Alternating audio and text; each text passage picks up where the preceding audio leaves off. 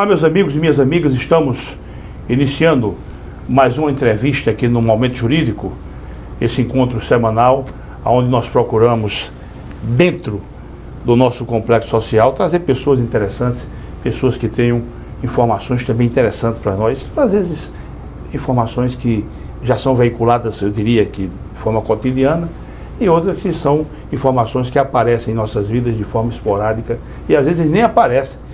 Hoje nós estamos trazendo aqui uma jovem, a nossa caríssima Viviane Torres, Viviane Cristina Torres, para bater um papo conosco sobre uma temática que nós até dinamizamos assim esse tipo de comércio, mas a gente não percebe, é uma coisa quase que imperceptível. Pelo menos eu uso com uma frequência monumental na parte de livros. Eu uso muito o comércio eletrônico na parte de livros. Então nós vamos falar sobre o comércio eletrônico.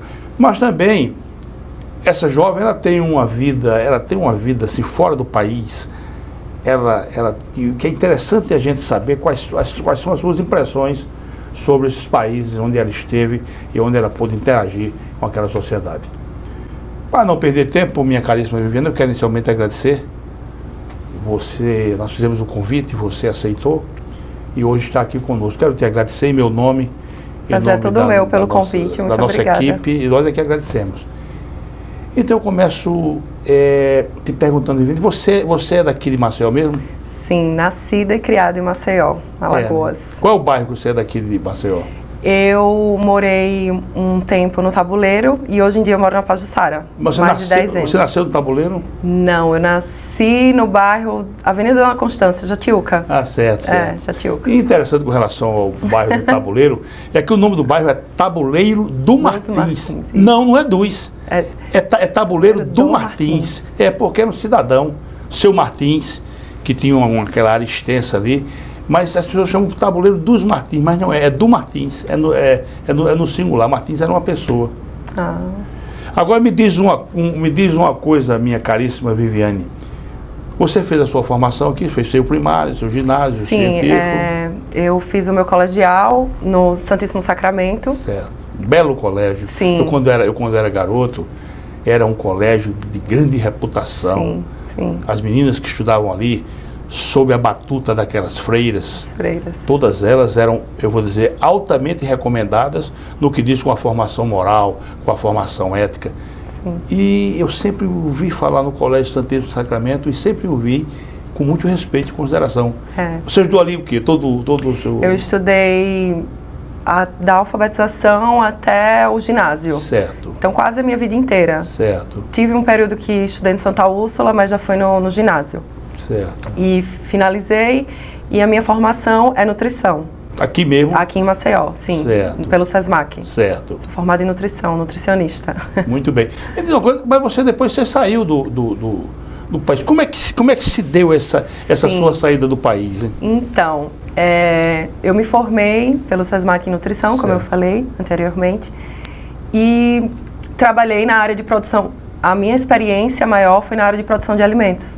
Né? Eu sempre fui muito ligada a essa vertente do empreendedorismo, da administração. Sempre gostei muito disso. Certo. E depois de várias experiências em alguns lugares, eu trabalhei no restaurante popular de Maceió, comandando 2.000 refeições por dia. Trabalhei na Secretaria de Assistência Social, fui chefe de gabinete. Trabalhei pelo SESI, fiz estágios pelo Cozinha Brasil, que é uma vertente também que a gente lida muito com o público. Mas sempre eu queria buscar mais. Certo. Eu sempre achava que faltava alguma coisa. Certo. E eu sempre fui muito ligada no idioma, no inglês. Eu sempre gostei muito desde criança. Certo. E tinha esse sonho. Desde os meus 15 anos era até engraçado, porque todas as meninas sonhavam com uma festa de debutante, com vestido, com tudo aquilo que é super normal. E eu sonhava em morar fora do país. E para minha mãe... Já com 15 anos? Com 15 anos. Para minha mãe foi uma surpresa, porque quando ela estava... Eu sou a filha mais velha, né? Sou eu e mais uma irmã e um irmão. E temos mais 2 irmãos, meu pai tem de outro casamento, enfim. Certo.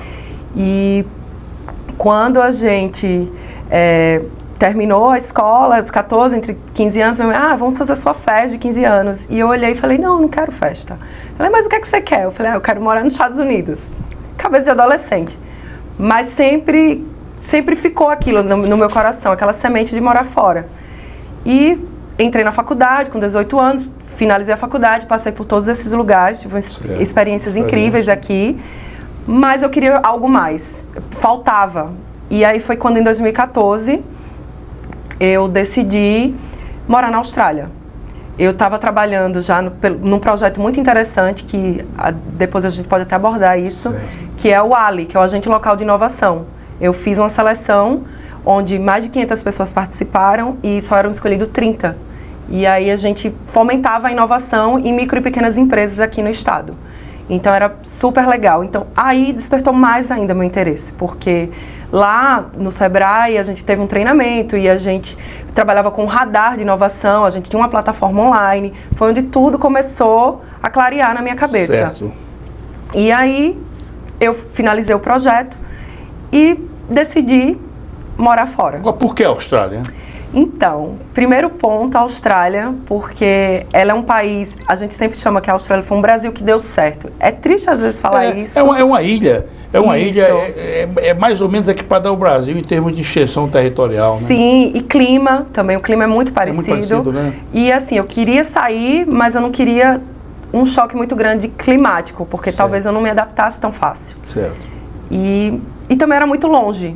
Então, se por exemplo, Maceió, Alasca, aí você não estava pensando nisso, não. Não, e era muito longe, então assim, eu ficava pensando, eu falo, se der alguma coisa errada, eu não tenho nem como voltar para casa. Você saiu aqui pelo Chile ou... Não, a minha rota eu saí por Dubai. Eita! Sim. São Paulo, Dubai? Sim. Dubai, Singapura, Brisbane, e eu morei em Gold Coast. Então foram 34 horas pelo amor de Deus. De rota. Mas continue. Então, eu decidi morar lá para aprender o inglês, porque o meu inglês ainda era muito fraco, e viver uma nova experiência. Na época eu tinha 25 anos e eu sentia, eu tinha que fazer, era o chamado, sabe? Certo. Você sente... Era o momento também, Era o momento. Eu chamo de time, né? Exato. Não pode ser nem muito antes, nem muito depois. Já tinha terminado a faculdade, já estava finalizando uma pós-graduação, então eu não via mais, eu não estava mais com aquele brilho no olhar, eu precisava de alguma coisa para me estimular. E aí fui para a Austrália em 2014, foi uma experiência incrível. Você foi sozinha? Sozinha. Com a cara e a coragem? Sim, sem conhecer ninguém, com inglês péssimo. Antes você estudou o país, né? Dei uma olhada na internet, mas nunca é o que você lê. Geralmente é totalmente diferente, então assim, mas isso que é o bom. Porque se você vai sabendo tudo que vai acontecer, não tem graça, né? Então foi muito bacana. E foi lá que eu entrei numa escola de inglês, a gente faz um contrato antes, e conheci gente do mundo inteiro. Então começou aí.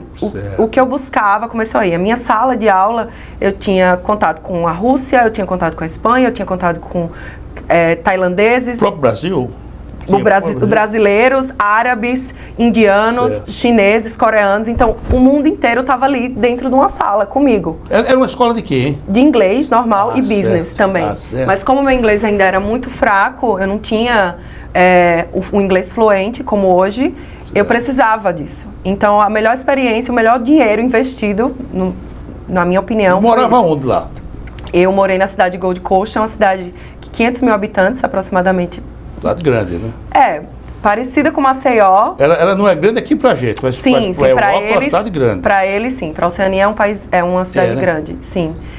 E lá você tem muitas acomodações para estudante e tem acomodação normal, que você pode alugar apartamento, enfim. Eu optei por alugar, porque você pode dividir o seu apartamento com quem você quer. Então, nos primeiros meses, eu morava com a japonesa e morava com a canadense. Porque eu queria muito praticar o inglês. Então, o quão mais longe eu ficasse do português, seria melhor e mais vantagem. A propósito, não perca seu raciocínio. Sim. Eu tenho um amigo de infância, eu diria, que ele foi embora daqui e ficou, acho que 11 anos nos Estados Unidos. 11 anos. Quando ele voltou, nós nos encontramos e lá no meio da nossa conversa, eu disse, mas que bom, rapaz, você voltou falando inglês fluentemente. Você não fala inglês, não.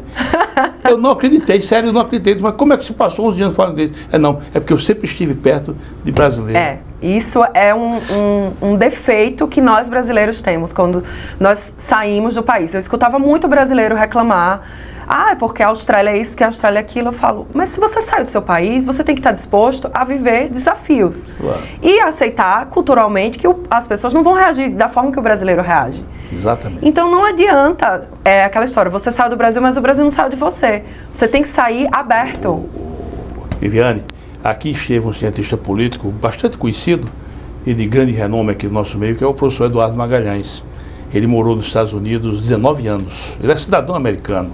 E ele disse uma verdade, ele disse, não tem como você, deixa eu colocar bem, não tem como você perceber a sociedade americana se você não começar a pensar como um americano.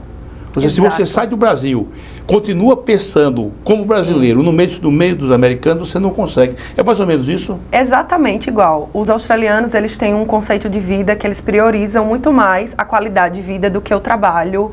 Não é que o trabalho é menos importante, mas para eles o mais importante é você viver bem. E isso você desacelera, traz um processo no seu cérebro, na sua mente, no seu corpo, de saúde e de bem-estar. E eles têm índices de violências baixíssimos. Para você ter uma ideia, você liga a TV, o que você vê é notícias de fofoca, ataque de tubarão. É engraçado. Não tem... Quando acontece alguma coisa, sério... A sociedade se mobiliza e se comove com aquilo. Houve um atentado, acho que foi em 2015, no ano seguinte que eu saí, em Sydney. Mataram 9 pessoas dentro de um café, uns terroristas entraram lá. A sociedade inteira, a Austrália inteira se comoveu com aquilo. Eles fizeram um memorial em nome das vítimas. Infelizmente, aqui no Brasil, a gente liga a TV, é morte o tempo inteiro. Viviane, deixa eu dar só, nós vamos interagindo. Eu tenho uma amiga no Canadá, ela é da província de Alberta, da cidade de Saskatchewan. E é uma cidade mais ou menos como Arapiraca. E eu perguntei a ela o índice de criminalidade. Ela disse 2 por ano. Porque eu comparei com Arapiraca, né?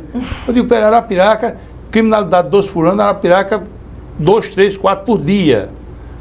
Aí eu perguntei, e quem é que comete crime lá? Ela disse, hispânicos e loucos.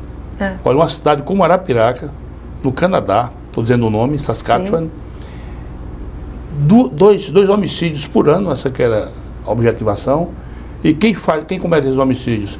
Hispânicos e pessoas alienadas mentais, né? Sim, tem algum problema mental, psicossomático. Exatamente. Então, lá na Austrália é da mesma forma. A gente saía 3, 4 horas da manhã, você pode usar o transporte público, trem, voltar andando de bicicleta. O máximo que acontece é um roubo de bicicleta, coisas assim, pequenas, sabe? Furtos. Mas existe lá, né? Existe, mas muito pouco, muito pouco. E assim, uma coisa que era engraçado, isso me irritava bastante, que os supermercados lá e todo o comércio, geralmente eles fecham por volta das 5 horas da tarde, 6 da tarde. E acabou. Isso me irritava muito. Se você quiser comprar alguma coisa por volta de 19 horas, 20 horas... Você tem que ir ou num restaurante ou numas lojas de conveniência, algumas que funcionam, que são de indianos ou de asiáticos, para comprar alguma coisa que você queira. Mas supermercado, rede de supermercado, eles fecham entre 5 e 6 horas, porque eles priorizam a qualidade de vida do funcionário. E o salário da Austrália é um dos salários mais altos do mundo. Na época que eu estava lá, a gente ganhava $26 a hora, trabalhando. Então, assim, 26, 27, no mínimo 25. Mas o custo de vida também é caro? O custo de vida é um pouco alto, mas você consegue sobreviver. Como estudante, quando eu fui, eu consegui sobreviver tranquilamente. Consegui viajar, conseguia fazer tudo. Então, viajar internamente? Internamente e externamente, porque eu fui para a Ásia. Você esteve na Nova Zelândia? Fica ali por perto, né? Não tive. Eu preferi ir para a Ásia. Quando eu digo perto, é uma pancada boa, né? Eu tinha essa visão também. Nada na Austrália é perto. Saiu da Austrália, tudo é longe. O primeiro voo que eu fiz para Tailândia foi um voo Gold Coast, né? Austrália, Malásia, Tailândia. Ou seja, são 10 horas. Com a escala. Pelo amor de Deus, daqui Brasil, Portugal. Brasil, Lisboa. Recife, Lisboa. Exatamente. Então, assim, era complicado. Sair é complicado, mas vale a pena. Viviane, nós temos muito assunto, vamos evoluir aqui. Sim. E a interação social lá, como são as pessoas lá na Austrália? Eles recebem bem, eles são receptivos? Sim, eles são um povo caloroso, como o brasileiro, e eles são receptivos. Eu não vejo esse aspecto de xenofobia, que às vezes a gente vê em alguns países, até nos Estados Unidos a gente vê um pouco isso. Mas lá não, lá eles são muito tranquilos e interagem bem, eles aceitam bem o povo brasileiro. Nós somos ainda um povo muito querido, né? Um povo alegre, trabalhador. Verdade. Então eles gostam muito dos brasileiros e eu não tenho nada declarado do povo, assim, de forma negativa dos australianos. Eles vivem a cultura dele, que é diferente da nossa, e a gente não pode forçar que eles tenham o mesmo perfil e as mesmas atitudes. Mas uma coisa que eu acho super interessante lá é que eles preservam muito a natureza. Isso é muito importante para eles. Eles são reconhecidos como isso. Sim, sustentabilidade. Eles são um país super sustentável, como a Alemanha é também. E, assim, eles priorizam muito não jogar lixo na praia, não matar os animais. Coleta de lixo no prédio que eu morava, a coleta era seletiva, você tinha que separar o seu lixo, senão você pagava uma multa. Então isso é sensacional. Você anda na rua também, as ruas são limpas, você escuta de madrugada, 3, 4 horas da manhã, eles passam limpando tudo. E assim, é tudo muito organizado, sabe? Você vai na praia, você tem todo um suporte para fazer piquenique na praia, para fazer churrasco, para tomar banho. Se você quiser, você passa o dia inteiro, você não precisa de nada, só suas coisas pessoais. Eu sei. Eu não sei, eu vou pedir permissão aos meus telespectadores para contar um fato. Você falou essa questão de ruas limpas e pessoas também asseadas na rua. Então, uma vez eu estava em São Paulo e um amigo meu disse, rapaz, vamos comer uma comida japonesa? Eu digo, vamos, eu gosto de comida japonesa. No percurso, olha o que eu vi de pernas expostas com lesões. Ai, meu Deus. Sabe, foi uma coisa tão assim que quando eu cheguei lá eu não quis mais comer. Passou, né? Não quis mais comer. Porque eram pedintes e assim, a cada 10 metros havia um pedindo. E uma coisa interessante na Austrália é que na cidade que eu morava não tinha mendigo. Era engraçado. Eu tenho pessoa que mendiga é uma criação nossa aqui do Brasil. Opa, vamos criar o quê? Vamos criar um mendigo, pronto. Virou como se um meio de vida. Eu até entendo a desigualdade social do Brasil. Por exemplo, na Romênia existe a questão dos ciganos, né? Então é uma coisa muito cultural. Na Romênia, quando você pergunta a alguns romenos, o que é que você faz? Ele faz, eu sou pedinte. Para eles é um emprego. É interessante isso, Mas na Europa ali, Romênia é um país bem para baixo. Né? Mas você vê que é uma coisa cultural. Como existe também a coisa cultural do Brasil também. A desigualdade social no Brasil, infelizmente, já virou uma coisa cultural. Viviane. Mas aí você esteve na Austrália, depois você foi para onde? Depois da Austrália, eu voltei para o Brasil, porque existia um problema de família, pessoal, e eu decidi regressar. Quando fiz o regresso, eu não conseguia mais me adaptar tão facilmente. Olha o tiro, olha o ladrão, se esconda. Readaptação é complicado. E aí eu passei mais 9 meses aqui no Brasil e decidi ir embora, mas dessa vez eu queria fazer um mestrado. E aí eu fui para Irlanda, para Dublin. Viviane, eu nas minhas saídas do país, eu sou ruim de avião, eu sou ruim de sair da minha casa, mas eu saio. Então, eu permaneço... O que é o mais importante, sai. Eu permaneço sempre mais de 20 dias fora. Ótimo. Você sabe que às vezes quando eu saio, e tenho ido sempre para a Europa, quando eu saio, eu fico lá procurando um menino de rua, fico procurando alguém para pedir para guardar o carro. Não existe isso. Não existe. Não. Você sente falta, você fica mesmo, não encontra mesmo. Não. Mas você foi para... Irlanda, para Dublin. Aí, realmente, foi uma mudança bem radical, porque Dublin fugia de todo o script que eu já tinha vivido Mas pelo menos o idioma... Era inglês. Certo. Sim, eu escolhi a Dublin por ser um país de língua inglesa. Eu já tinha um inglês avançado e lá desenvolvi mais e fui para lá também com o pensamento de realizar um mestrado na parte de gestão de empresas. Porque eu sempre foi o meu feeling, eu sempre gostei muito. Apesar da minha formação ser nutrição, mas você sabe que a nutrição tem várias vertentes, não é só a clínica. De você atender e fazer dietas. A nutrição, ela tem... Você pode ser nutricionista de produção, pode trabalhar em N áreas. E aí eu decidi ir para Dublin, para Irlanda. Passei 1 ano e meio lá. É um belo país, né? Sim, lindíssimo. Frio, muito frio. Só existem 2 estações, frio e muito frio.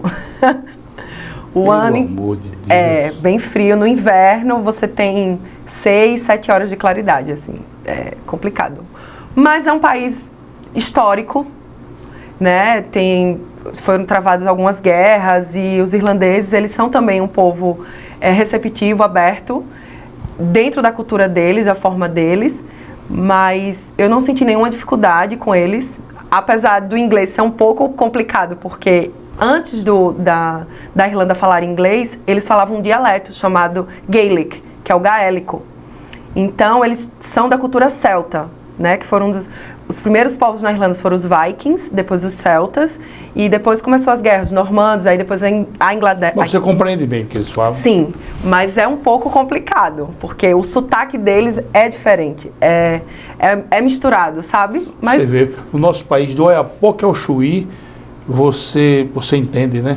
Sim, com um sotaque diferente, claro. Sim. O sotaque, por exemplo, do gaúcho é diferente do nordestino, você compreende. Sim, lá é a mesma coisa. A Irlanda é um país pequeno, mas eles mesmos falam. Tem uma cidade chamada Cork, que as pessoas de Cork falam mais enrolado. As pessoas de Galway, que já é outra cidade, falam mais aberto. Tudo na Irlanda. Tudo na Irlanda. Dublin, que era onde eu morava, já é uma cidade mais cosmopolita. Então tem mais turista, tem mais gente circulando. Então o inglês é um inglês mais fácil de entender. Então... Depende. Ô, Viviane, mas você teve também na Ásia, você teve na Tailândia, foi? Sim, na primeira vez quando eu estava na Austrália, eu tive a oportunidade de viajar 2 vezes para a Tailândia. A primeira vez eu fiz uma viagem só de 15 dias com uma amiga da época da escola, né, da Austrália, e não esperava nada. Eu esperava praia, sol, porque eu estava na Austrália, estava inverno, e o inverno lá é frio. E eu falei, eu preciso um pouco de sol, vamos pra Tailândia. Uma amiga minha olhou pra mim e falou, vamos. Tá, tchau. Fomos 15 dias, não esperava nada, só praia e sol. E foi muito bom o resultado, porque... Mas não houve um choque cultural, não, quando você desceu? Houve, mas pro bem. Me surpreendeu demais, em todos os aspectos. Por quê? A Tailândia, ela ainda é um país de terceiro mundo, é um país em desenvolvimento, sim. Bangkok é riquíssimo, que é a capital, mas existem as cidades... Tipo Chiang Mai, que é uma cidade no norte da Tailândia, que é uma cidade pequena, histórica, bem conservadora culturalmente, mas eles têm... Você vê a fragilidade da questão da desigualdade social, a pobreza, óbvio, mas eles não são miseráveis. Você não vê pedinte. Também não vê pedinte. É difícil você ver, muito difícil você ver, porque todos eles trabalham. Todos eles ou trabalham vendendo alguma coisa na rua, como camelô, que a gente chama aqui, fazendo a comida. A comida tailandesa é uma comida super apreciada no mundo inteiro. Ou eles fazem artesanato, eles são muito artesãos, eles são muito artistas. E isso faz com que o país gere riquezas, entende? E assim, outra coisa que é muito interessante deles, eles respeitam muito a cultura deles, a religião, os templos. Não que ele queira que você seja, o país é budista, mas eles não querem que você seja budista, eles querem que você respeite. Você 15 dias, voltou e depois, passou quanto tempo lá? Aí voltei para a Austrália, passei mais 4 meses, foi quando aconteceu o problema de saúde com meu pai, eu decidi regressar. Mas antes de regressar para o Brasil, fui novamente, porque eu sentia que faltava algo. Certo. E aí foi quando começou o meu feeling para montar alguma coisa no Brasil, já que eu ia voltar. É que eu quero tratar disso com você no segundo segmento. Sim. Desse, é o comércio que eu chamo de comércio eletrônico, pode chamar assim? Sim, mas quando eu fui a segunda vez, eu ainda não tinha ideia que eu queria montar um e-commerce. Olha como as coisas são. Eu já sei o que é que eu vou fazer no Brasil. Vou para a Tailândia, vou fazer um curso de gastronomia tailandesa. Como eu sou nutricionista e trabalhava na área de produção... Eu sou que o pessoal come cobra lá, né? Você andou comendo cobra? Não comi não. Come grilo, gafanhoto, escorpião. Mas a comida tailandesa é maravilhosa. Eles comem muito frutos do mar, pimenta. É um pouco parecida com a culinária nordestina, porque é aquela comida quente, apimentada, mas tem outras especiarias e iguarias que diferencia. Então eu pensei, vou fazer um curso de gastronomia, de comida tailandesa. Quando eu voltar para o Brasil, eu quero abrir um bistrô, ou um restaurante, ou um bar de praia, fazendo um mix da comida tailandesa com a comida nordestina. E como eu já trabalhava nesse aspecto de área de produção de alimentos, enfim, falei, eu acho que vai dar super certo. voltei para Tailândia, fiz o curso e foi uma viagem de 45 dias. Aí dessa vez eu fui sozinha. Aí fiz Tailândia e Indonésia. Dividi a viagem. E voltei para a Austrália, depois disso regressei ao Brasil. Só que quando eu cheguei no Brasil, a crise começou a se instalar aqui. Então eu via que não era a hora de investir em nada. Então foi quando eu decidi ir embora novamente e fui morar na Irlanda. Viviane, você tem o que eu chamo de um espírito assim muito cosmopolita, essa que é a expressão. Sim. Porque eu sou muito apegado à minha terra. Eu vou dizer mais, eu sou muito apegado à minha casa, inclusive. Sim. E você é uma jovem, né, por esse mundo afora, que sabe que não é fácil, né? O mundo às vezes é uma coisa assustadora. Eu estou contando aqui rindo, com um sorriso no rosto, mas já chorei muito. Eu sei. Só para gente terminar esse nosso segmento, a questão cultural, né? O Jô Soares contou certa vez, eu achei interessantíssimo isso. Ele tinha um grande amigo que era gerente da Rolex. Sim. Isso no Rio de Janeiro, um grande amigo dele. E um dia ele perguntou por esse amigo, disse, ele voltou para a Alemanha. Ele terminou o contrato dele com a Rolex e voltou para a Alemanha. Ele está em Frankfurt e montou um restaurante de comida brasileira. E está bombando lá. E o Jô Soares, numa das férias dele, ele foi a Frankfurt. Vou visitar o Fritz, meu amigo Fritz. E sabia da rua. Quando ele entrou na rua, já viu aquela fila enorme. Aquela fila. O que é? Disse, hoje é feijoada. E quando ele chegou lá, aí estava o Fritz na porta, assim, todo encolhido, assim, meio tristonho. Fritz, tudo bom? Como é que você vai? Começaram a conversar. E, rapaz, que bacana isso aqui, tá bombando, né? Mas não estou muito feliz, não estou muito feliz, não. Como não está feliz? Aqui bombando, muita gente, não estou feliz. Porque aqui não tem esculhambação, aqui não tem esculhambação. Quer dizer, o cara sente a falta da esculhambação, né? Sente. E a esculhambação que eu digo é o cara sair sem pagar. É o barulho. Nós brasileiros somos muito sonoros.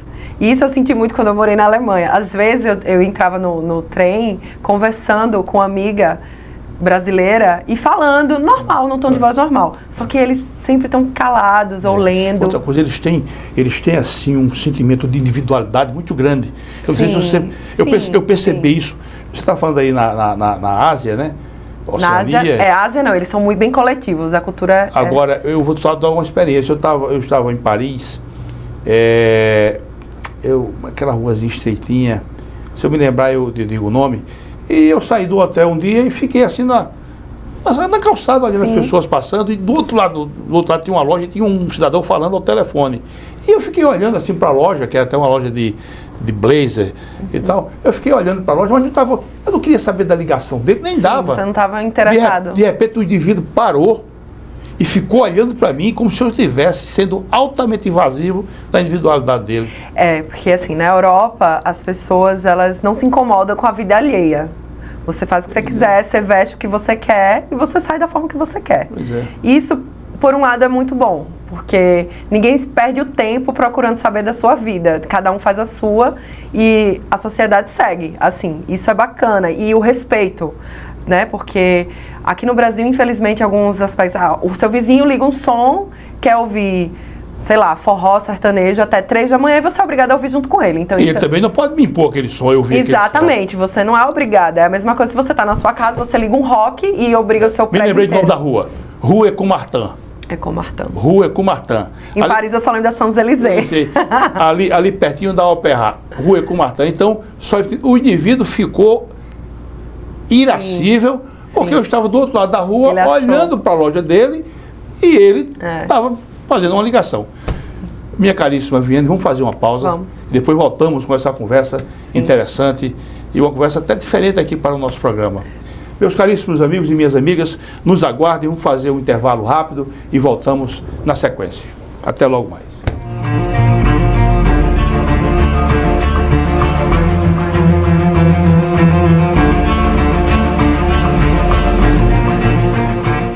Olá, pessoal! Preparamos para você um super aulão online para o concurso da UFAL, com resolução de questões e muitas dicas que vão fazer a diferença na sua aprovação. Disponibilizaremos essas videoaulas 2 dias antes da prova, nos dias 19 e 20 de agosto, com material em PDF, para que você possa fazer a revisão de forma mais tranquila e chegar afiado na hora da prova. Preparamos também o super aulão presencial, que acontecerá neste sábado, dia 20 de agosto, véspera da prova, a partir das 8 horas da manhã. Venha para cá, estamos juntos, a hora é agora. Faça já a sua inscrição. Mais informações, www.alagoascursos.com.br ou pelos telefones 3326-1227 e 3336-5864. Alagoas Cursos, preparando para vencer. A CL Investimentos é uma empresa que trabalha com imóveis próprios. Quando precisar locar ou comprar um imóvel, procure a CL Investimentos. Aqui só locamos e vendemos imóveis próprios. Por isso damos garantia de um investimento seguro. ACL Investimentos, Rua Durval Guimarães, Edifício Leonardo da Vinci, Ponta Verde. Fone 3327-3911.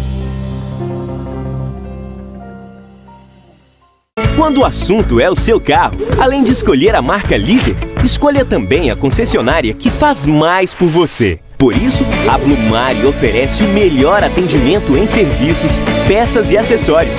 E ainda tem as melhores negociações, sendo totalmente certificada pelos padrões Fiat de qualidade e líder de mercado em seu segmento. Fiat Blumari, a marca do seu carro. Avenida Gustavo Paiva, Mangabeiras. O filé do Zezé é a melhor opção. Temos um cardápio variado de churrasco e comida caseira. Churrasco de picanha preparados de um jeito todo especial. Zezé em Casa, 3313-4004.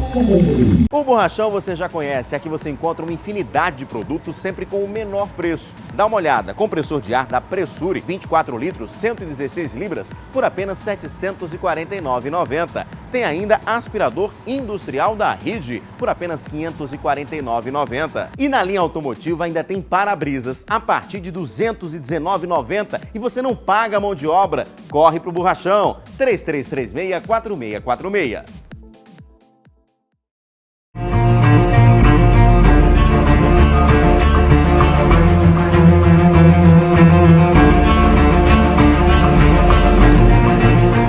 Olá, meus amigos e minhas amigas, estamos retornando aqui com a nossa caríssima Viviane Torres, Viviane Cristina Torres, uma jovem que já tem uma experiência de vida, inclusive no exterior, que você fica olhando assim, é muita, uma expressão, muita coragem, viu?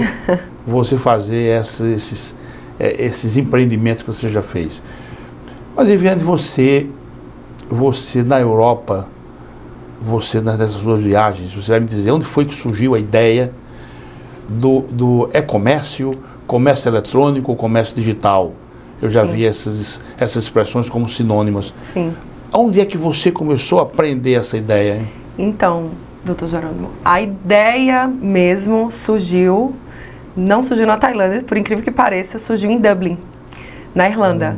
Em Dublin eu tive a oportunidade de trabalhar num restaurante chamado Carlton Couture, que é um restaurante de comida orgânica, de um irlandês, e o Ronan, e ele me deu a oportunidade, confiou, me delegou essa função de ser uma gerente A&B, que aqui no Brasil seria uma nutricionista de produção, que era o que eu já fazia aqui, mas lá eles não têm essa função. Então, ele me delegou essa função, a experiência que eu tinha, a bagagem que eu tinha do Brasil, só me fez crescer, e ele vê a minha potencialidade.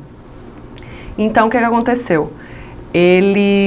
Comecei a trabalhar com ele, então a partir daí eu comecei a fazer pedidos para outros países. A gente pedia muito de Londres, Escócia, porque como ele trabalhava com peixe, com pescado, com comida orgânica, então eu lidava muito com os fornecedores dele, eu fechava caixa, eu trabalhava muito, ele tem aplicativos como o iFood aqui no Brasil, lá eles chamam Deliveroo, que é delivery. Então, tudo isso eu estava por dentro do negócio dele. Então, eu comecei a ver como as pessoas lá na Europa são interligadas e elas são globalizadas. Tudo está muito conectado. Não só lá, mas no Brasil, no mundo inteiro. Mas a gente aqui no Brasil, a gente ainda tem isso ainda a um pouco a passos lentos. A gente... uma certa timidez. Isso. Apesar que os números não indicam isso aqui no Brasil. Certo. Mas ainda assim, a gente sente pouco. Então eu comecei a expandir meu horizonte. Eu falei, mas eu não preciso estar aqui para ter um negócio. Eu posso trabalhar onde eu quiser. E isso é fantástico, porque une a minha paixão de viajar, porque eu adoro. Comodidade. E você ganhar dinheiro com um negócio que você gosta de fazer. Então eu comecei a raciocinar. Eu falei, o que é que eu posso fazer para unir o útil ao agradável? E aí veio a ideia das peças tailandesas, né? Que quando eu já viajei pela segunda vez, eu já trouxe algumas coisas, tinha trazido algumas coisas para o Brasil para vender, mas no famoso boca a boca, nada formal.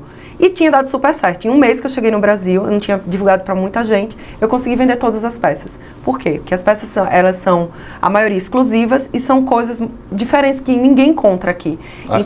Então agrega valor. Então, quando eu estava em Dublin... Aquela questão do inusitado, né? Exato. Então, quando eu estava em Dublin, veio um dia... Deu um estalo. Sim, o link ali. Tá. Eu disse, eu acho que é isso que eu posso fazer.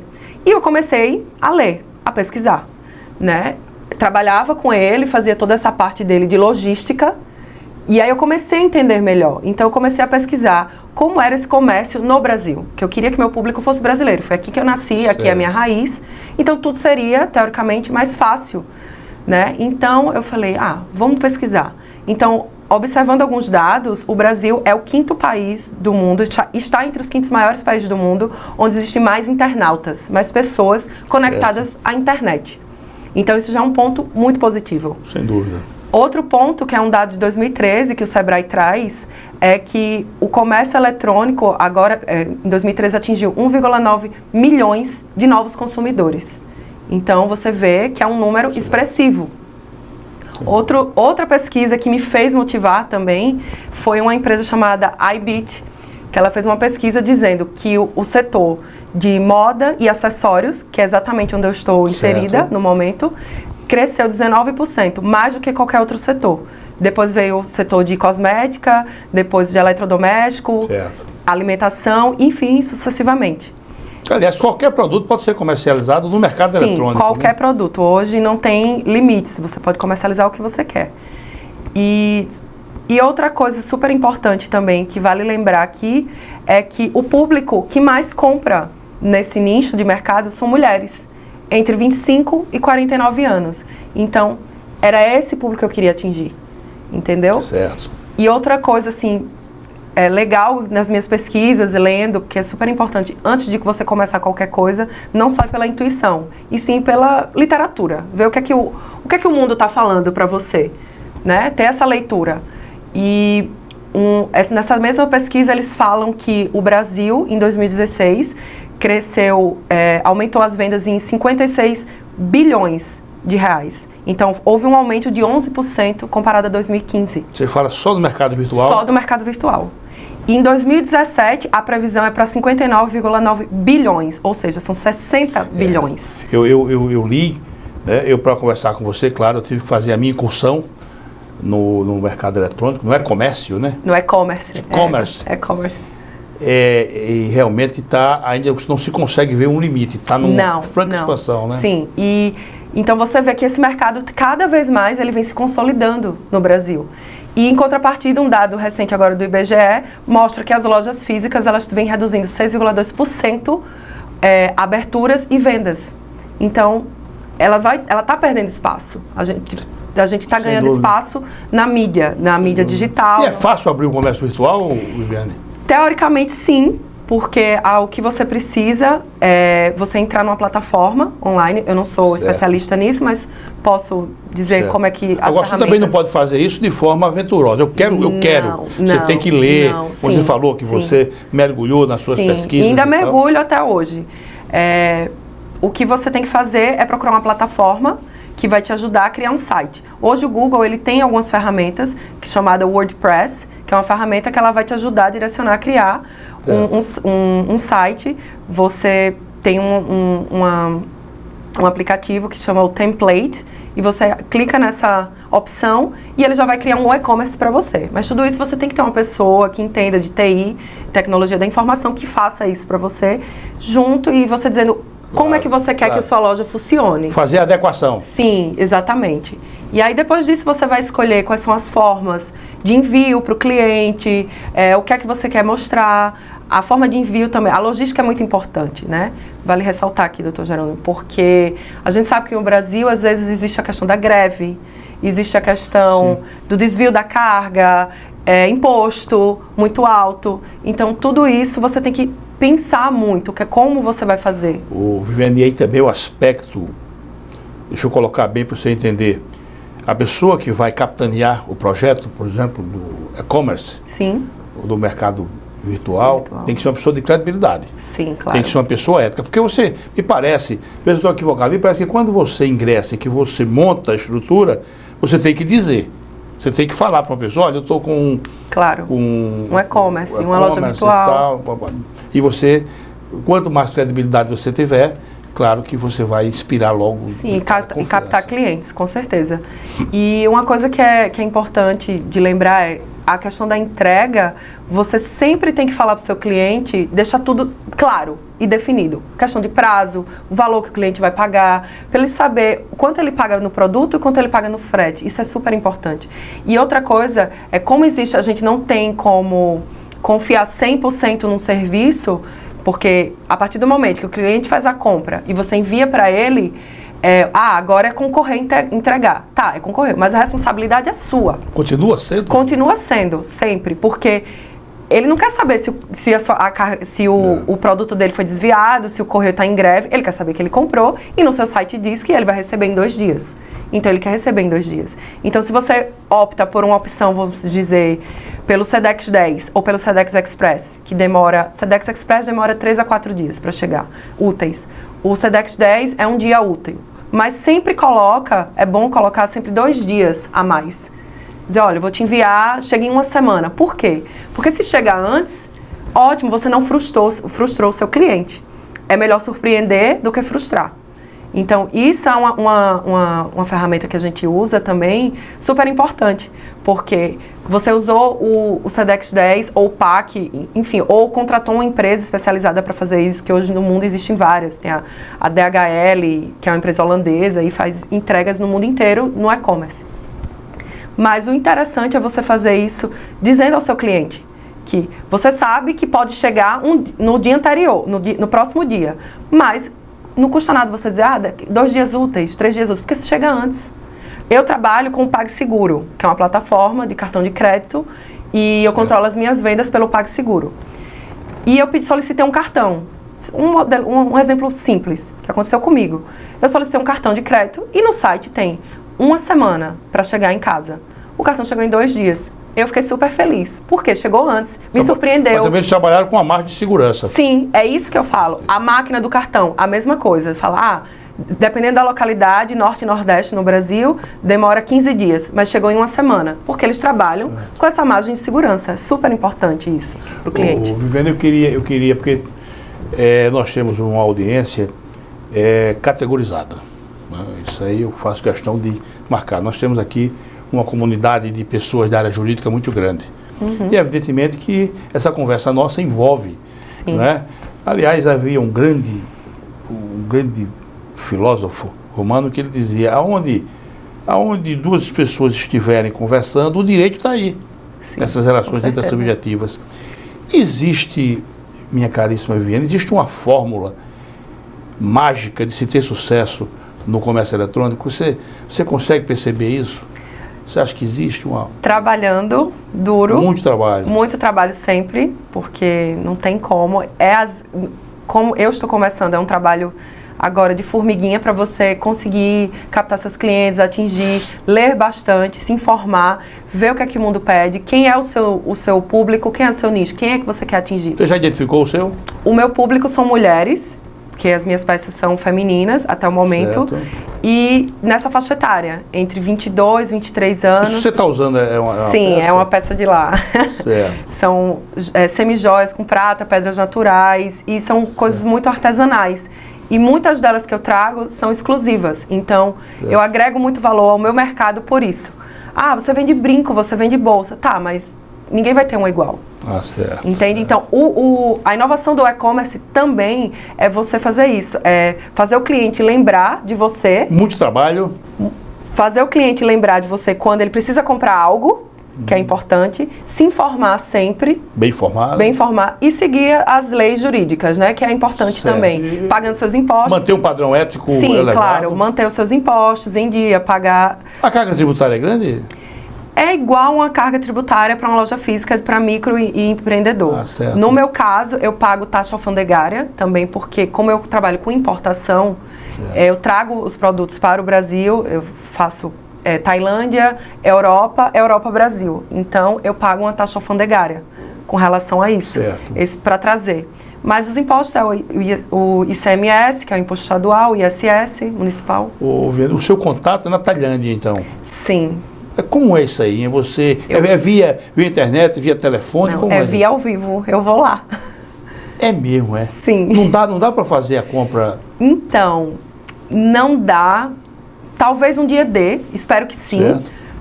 Ou espero que não, porque eu gosto muito de ir lá, eu me sinto em casa. Certo. Mas no momento não, porque eu trabalho com muitos artesãos. Lá, com alguns artesãos. Eu até trouxe umas imagens depois. Nós vamos colocar. Sim, e uma delas, ela faz as coisas artesanalmente. Então, eu escolho as peças. Você que diz, eu quero assim. Eu quero assim, eu quero... Então, é uma coisa muito personalizada. Então, não tem como... Então, isso também tem que ter o aspecto de criatividade da sua cabeça. Sim, sim. E eles são também... Eles me ajudam muito. Com ideias, com coisas que estão surgindo. E você está indo com... Você está indo uma vez por semestre? Como é que está isso aí? Então, agora eu vou uma vez ao ano. Eu fui já esse ano, fui em maio. E pretendo ir agora ano que vem. Provavelmente eu vou no começo do ano que vem, porque agora em outubro eu já começo um mestrado. Você não perde contato com o pessoal de lá? Não. Já tem 3 anos que eu vou e não perco contato. Porque se você demorar muito aí, eu volto. Quem é você mesmo? Não, de jeito nenhum. E eles lembram aquela menina brasileira, eles sempre sabem. E isso é muito legal, porque torna o meu negócio mais exclusivo ainda, sabe? E cada vez que eu vou, eu tento sempre trazer algo novo, sempre tento inovar com relação a isso. Uma outra curiosidade, Viviane. Vamos admitir que uma telespectadora nossa queira conhecer os seus produtos. Não pode... Vai querer ir numa rua aqui em Maceió, não vai encontrar. Como é que encontra? Então, vai no Google, como é? Eu tenho uma loja no Instagram, né, que é uma plataforma, eu tenho lá no... depois eu vou passar, é o @Thai_Store17. Então lá tem toda na minha timeline, todos os produtos que... Em português? Sim, que eu comercializo, tá tudo lá. E ela pode escolher a peça e entrar em contato. Não tem como chegar assim pelo Google, não? Ainda não. Certo. Ainda não, tô muito recente, mas vamos chegar lá. Minha pretensão é que ano que vem, a minha visão é já ter um site. Você deu o endereço aí, mas deu muito rápido, como é? É Thai, de Tailândia, THI, _store. Depois eu passo para vocês, 17, é no Instagram. Certo. E aí, é super importante a gente ter esse contato físico, eu sei disso, com o cliente. Futuramente, eu pretendo montar uma loja física, mais um escritório. Para que caso, aqui em Maceió, caso alguém queira ver alguma coisa, ou até pela questão minha de estoque, né? Mas no momento, não. No momento, eu só trabalho online, virtualmente. E tem também o projeto do site. Né? Ano que vem vai estar aí, no Google, se Deus quiser. Certo. E uma outra pergunta que eu quero te fazer, e aí já estou lhe pedindo todas as desculpas possíveis, imagináveis. São peças caras? Não, as minhas peças elas estão dentro do mercado. Eu tenho peças a partir de R$70 e que vão até R$230. Então, não é nada fora do mercado que é comercializado dentro de Maceió e no Brasil.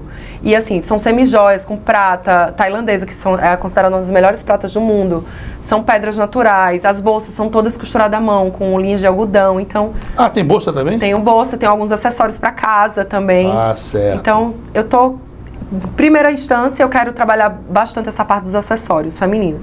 Depois eu quero partir para a parte de acessórios para casa. Então, evoluir. A natureza não dá saltos. Então, o comércio também, você tem que ir. Sim. Havia um cidadão aqui, eu gosto sempre de citar. Eu não vou dizer o nome, porque a família está aí, e não sei se vai gostar ou não. Ou não. Mas esse cidadão, ele você vê como uma evolução natural. Ele vendia peças de bicicleta no mercado ali da produção. Vendia peças. E aí ele foi evoluindo gradativamente, um bom comerciante, um indivíduo de credibilidade, e se tornou um grande comerciante aqui no ramo de lubrificantes e de peças para automotivas, né? E, infelizmente ele morreu, eu diria, uma infelicidade danada, uma infelicidade dos diabos. Ele morreu. Ele tinha uma chácara no Tabuleiro, e numa das idas ele lá, um formigueiro, e ele foi incauto, porque ele foi tentar exterminar aquele formigueiro com álcool. Oh, meu Deus. Quando ele jogou o álcool explodiu. A garrafa que estava ali explodiu, queimou, e ele terminou falecendo. Então, você está indo no que se chama numa evolução gradativa, né? Sim, um né? processo. Tudo é um processo. E como é que ocorre a distribuição do Então, hoje, como eu falei, existem 3 formas, né? Existe a forma do frete pronto no seu próprio site. Cada produto vai ter um valor X específico. Certo. E as entregas podem ocorrer tanto com empresas que você contrata, particulares, ou pelo correio. Tem uma pessoa aí pessoalmente? Não tem, né? No momento que eu estou aqui em Maceió, tem, porque eu estou aqui. Então, eu ainda consigo atender alguns clientes. Eu tenho um ateliê na minha casa e eu ainda consigo atender. Mas aí não é mais pela plataforma? Não, mas eu recebo geralmente pedidos pelo Instagram. Certo. Né? E aí, o que acontece? Você pode pedir, e aí eu vou te encaminhar pelo PAC, que é um envio econômico normal do correio. Você paga a taxa, dependendo da localização, e envia, e chega em média em 1 ou 2 semanas para o cliente. Também tem o Sedex, né, Express, o Sedex 10. Dependendo de onde seja, eu vejo qual é a melhor forma para enviar para o cliente e encaminho. E você tem aquele momento onde o cliente diz que recebeu o produto? Você precisa certificar disso, né? Sim, porque hoje em dia tem vários aplicativos, tem o OneBato, tem que rastreia a sua encomenda. Então, quando eu mando, muitas vezes, da Tailândia para o Brasil, eu rastreio toda a encomenda, do começo ao fim. Então, é super importante também, ajuda muito. Viviane, eu uso muito aqui, pelo comércio virtual, eu uso muito, mas uso muito mesmo, a estante virtual. Sabe, eu tenho comprado obras magníficas pela estante virtual, e lhe confesso, já sou usuário há mais de 5 anos, eu sou usuário, não me lembro de uma infelicidade. Tudo que eu comprei até hoje chegou. E às vezes acontece credibilidade. Às vezes acontece de eu ver a obra e pedir. E em seguida no outro dia, diz, lamentamos e tal, a obra não se encontra mais. Esgotou. Não, porque às vezes são livros raros, né? Sim. Você compra, olha, eu comprei um livro, acredito que eu estou dizendo, de 1826. Então você ia adorar viver na Irlanda, porque na Irlanda tem o pub mais antigo do mundo, que é de 1800 e não sei quando. Tudo lá é muito antigo, é muito histórico. Essa obra que eu comprei é tratando sobre ética, e é de um cidadão chamado João de Faro. Eu comprei para fazer uma citação numa decisão. E interessante, só para os nossos telespectadores, eu já comprei uma obra de 1909 e já comprei essa, quer dizer, que é 1827. A página do livro que eu comprei de 1909, ela estava se desminuindo, se desfazendo. E a outra, quase um século antes, intacta ainda, tanto que eu mandei fazer a reprodução. Então eu não tenho tido decepção. Na estante virtual. Isso é uma coisa muito boa, porque eles conseguiram fidelizar você. Você é um cliente fiel. E um detalhe, quando você paga logo. Sim. Quando a obra não se encontra mais lá no sebo, lá na livraria de usados, quando não encontra mais, eles estornam o dinheiro. Mas é o correto, né? Não tem como você pagar por um produto que você não recebeu, ou que você não usufruiu, não gozou do produto. Então, não existe, né? Viviane, e você, quando se instala o comércio virtual, no aspecto burocrático, no aspecto tributário, se paga alguma coisa aqui no município? Então, você tem que ir na junta comercial, abrir CNPJ. O trâmite funciona como uma loja normal, né? Uma loja física. Certo. E todos os impostos, toda a burocracia que você tem que enfrentar na loja física, de CNPJ, de ir na junta, fazer contrato, tudo isso, você tem que ter se você já começa a circular, se você é um MEI, né, que é o meu caso, é bom você ter um contrato com um contador para cuidar das suas finanças, porque é super importante, porque não dá para você fazer tudo. Quem olha aquela lojinha ali, aquele negócio na internet, não imagina o trabalho que dá. No meu caso, ainda é mais trabalhoso, porque eu viajo, eu escolho as peças, eu faço a questão... Hoje eu tenho uma reunião, por exemplo, com a moça da minha mídia digital, que ela vai começar a mexer mais ainda na parte do Instagram. A gente vai conversar sobre essa questão do site também, para cada vez mais melhorar a imagem, né? O visual. Então a questão burocrática é a mesma para loja física e loja e-commerce.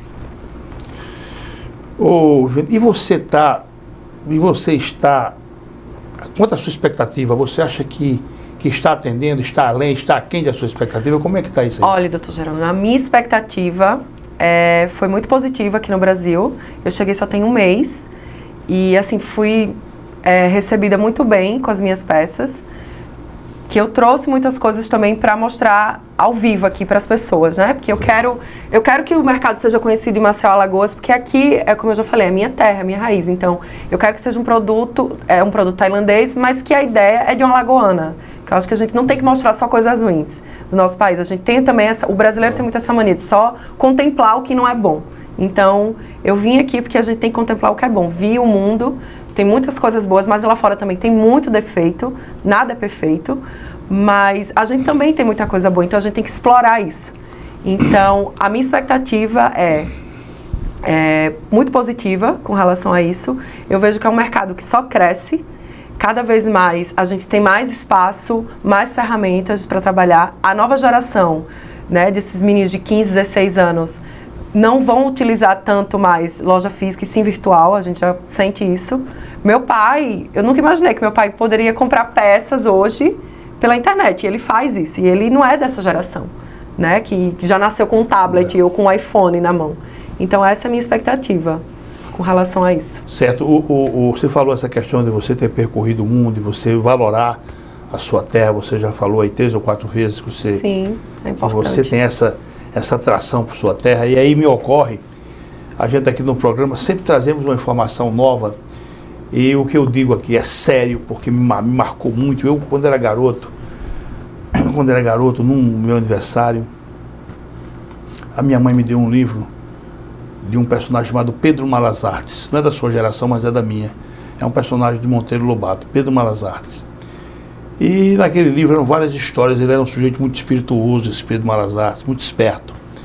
E naquele livro tinha uma história que ele saía pelo mundo. Ele estava com reis, com tiranos, com as pessoas. Ele percorria o mundo. E um dia ele volta para casa e a mãe dele, velhinha, e ele volta, é uma surpresa para ela. Depois de ele passar tanto tempo fora, ele diz: meu filho, aí você conheceu o mundo, você andou pelo mundo. Senta aí, me fala do mundo. Quando ela se refere ao mundo, se refere às cidades. As cidades, as andanças. E ele diz assim: minha mãe, isso eu gravei, isso é verdade. Esqueci disso. Eu era uma criança quando li isso. Minha mãe, no mundo inteiro, não há lugar nem mais bonito, nem mais tranquilo do que o quintal da minha casa. Eu nunca esqueci disso. E realmente, eu tenho esse sentimento, né? O quintal da casa da pessoa. Então você viajou, você esteve na Alemanha, você esteve em Colônia, né? Sim, Colônia, na Alemanha. É a Alemanha que sofreu terrivelmente a guerra. Com a guerra, você esteve lá. Sim. Você é uma garota, você esteve na Austrália. Só quando eu olho para o mapa, eu digo: eu não vou nesse lugar nunca. Sério, eu não tenho nenhuma vontade de ir à Austrália. Mas é maravilhoso, é magnífica a Austrália. Que bom que você... Eu fico lendo, né? Eu sei que lá tem o Mar dos Corais. Sim, é a barreira de Cairns. Eu fui lá, a maior barreira de corais do mundo. A nossa é a segunda, né, Maragogi? É a segunda, né? Sim, Nossa, magnífico. Eu sei que é uma sociedade altamente avançada. Você esteve na Indonésia? Tive na Indonésia, no arquipélago das ilhas. A Indonésia, onde os brasileiros foram vender pó e voltaram pulverizados.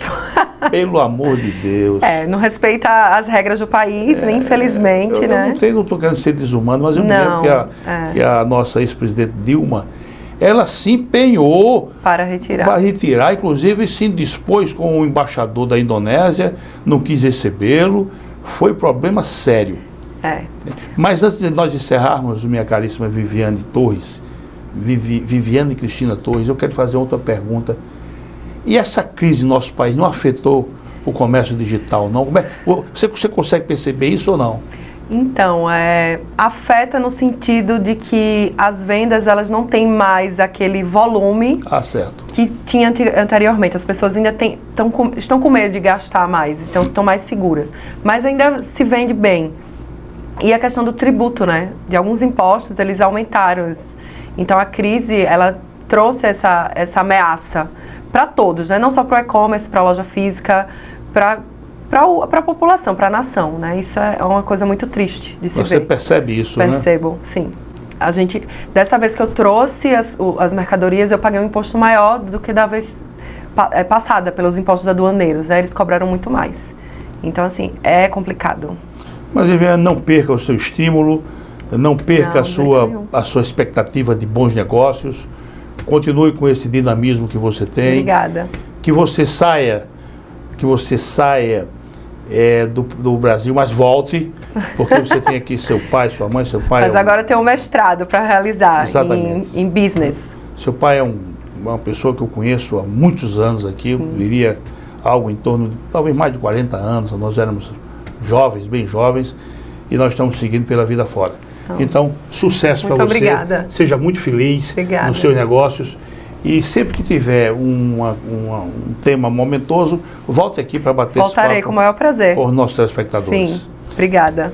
Meus caríssimos amigos, espero que vocês tenham gostado dessa conversa com a nossa caríssima Viviane, tenham tirado proveito das informações que ela nos trouxe. Mas olhe, na próxima semana estaremos aqui com uma nova entrevista e esperando sempre contar com a assistência dos senhores e das senhoras. Muito obrigado. Tchau. Obrigada.